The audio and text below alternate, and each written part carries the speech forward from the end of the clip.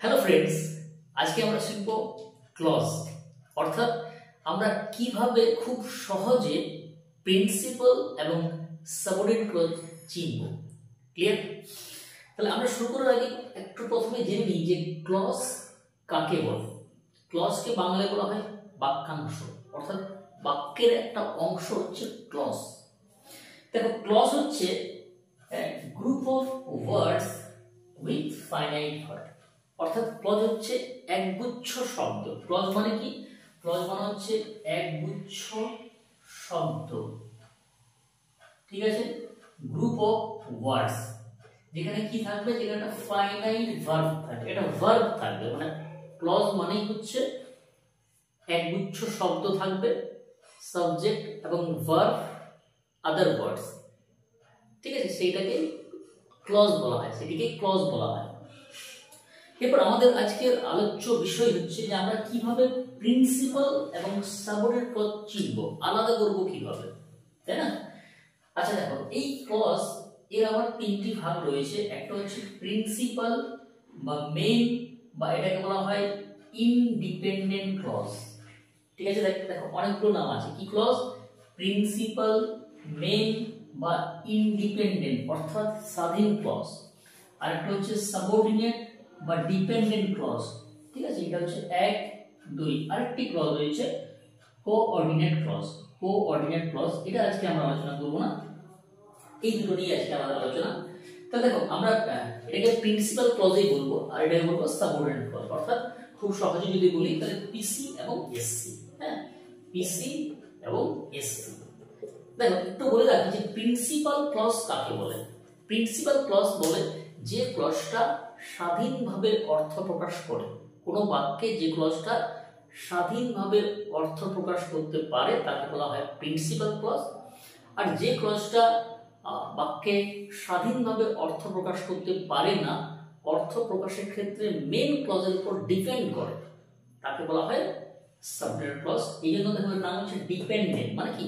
নির্ভরশীল, ঠিক আছে? চলো একটা এক্সাম্পলের সাহায্যে আমরা বুঝে নিই। যেমন ধরো আমি বললাম যে I know that he is honest. দেখো, এটা একটা পুরো সেন্টেন্স। এই সেন্টেন্সে দেখো দুটো ক্লজ আছে, এই সেন্টেন্সে দুটো ক্লজ আছে।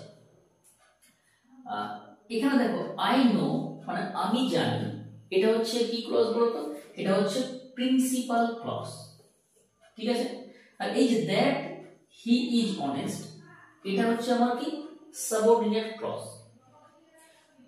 দেখো, এই আই নো যদি আমি বলি, আই নো মানে আমি জানি, দেখো পরিষ্কার। আমি যদি বাকি অংশটা নাই বলি কোনো ক্ষতি নেই, আমি জানি, পরিষ্কার। বাট আমি শুধু যদি বলি যে দ্যাট হি ইজ অনেস্ট, যে সে হয় সৎ, দেখো এটা কিন্তু পরিষ্কার অর্থ প্রকাশ করছে না। যে সে হয় সৎ হচ্ছে কি? হচ্ছে না। তাহলে এটা হচ্ছে আমার কি? এসসি। বুঝে গেল? I know the artist who plays guitar, আমি শিল্পীকে জানি যিনি গিটার বাজান, ঠিক আছে? দেখো আই নো দ্য আর্টিস্ট, আমি শিল্পীকে জানি, দেখো পরিষ্কার। তো দেখো এই ক্লজটা কি ক্লজ? Principal clause. আমি কি বললাম? যে ক্লজটা স্বাধীনভাবে অর্থ প্রকাশ করতে পারে, অন্য ক্লজের উপর ডিপেন্ড করে না। আমি যদি এইটুকু অংশ নাই বলি কোনো ক্ষতি নেই, কিন্তু আই নো দ্য আর্টিস্ট, তাহলে এটা কি? Principal clause. But who plays guitar, ঠিক আছে?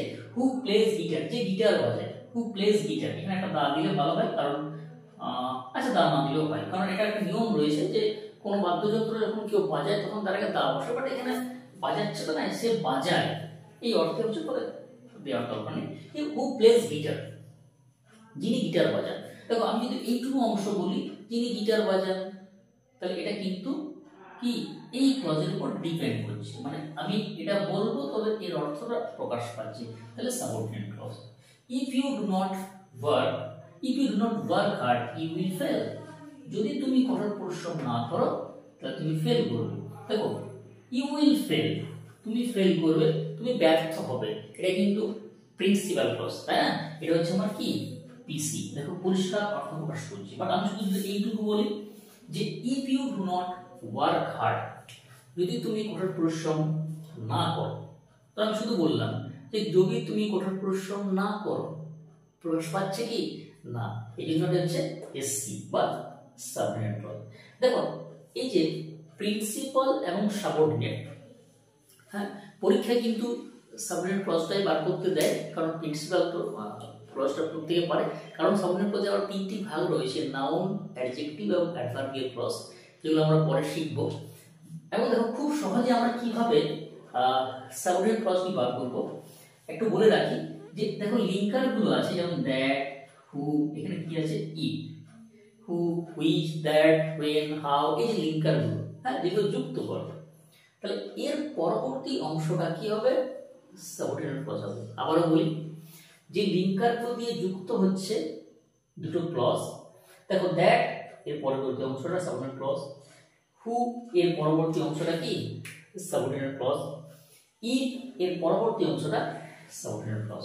সব ক্ষেত্রে কিন্তু হয় না, দুই একটি ব্যতিক্রমও আছে, কিন্তু ম্যাক্সিমাম ক্ষেত্রে কি হয়, তোমার লিঙ্কারের যে পরবর্তী অংশটা সেটা হচ্ছে সাবঅর্ডিনেট ক্লজ। চলো আমরা আরো দেখে নিই, আরো এক্সাম্পলের সাহায্যে দেখে নিই যে কিভাবে খুব সহজে আমরা সাবঅর্ডিনেট ক্লজটা পাবো। এখন আমরা শিখবো খুব সহজে কিভাবে সাবঅর্ডিনেট ক্লজ বার করব, অর্থাৎ সাবঅর্ডিনেট ক্লজ বার করার টেকনিক। দেখো আমি কি বললাম তোমাদের, যে লিঙ্কারের পরবর্তী অংশটুকু হবে সাবঅর্ডিনেট ক্লজ বা ডিপেন্ডেন্ট ক্লজ। যেমন ধরো Rabindranath is a great poet who wrote Gitanjali. দেখো এই যে হু রোট গীতাঞ্জলি, যিনি গীতাঞ্জলি লিখেছেন, আমি কি বললাম যে এই যে ডাব্লিউএইচ ওয়ার্ড বা লিঙ্কার যেগুলো আছে তার পরবর্তী অংশটুকু, অর্থাৎ এটা হচ্ছে আমার এসসি, ঠিক আছে। This is the place where I was born, তাহলে এই যে ওয়্যার এর পরবর্তী অংশটুকু কি হবে, এসসি, অর্থাৎ subordinate clause. I ate the apples which she gave me, তাহলে এটা কি পরবর্তী অংশটুকু এসসি।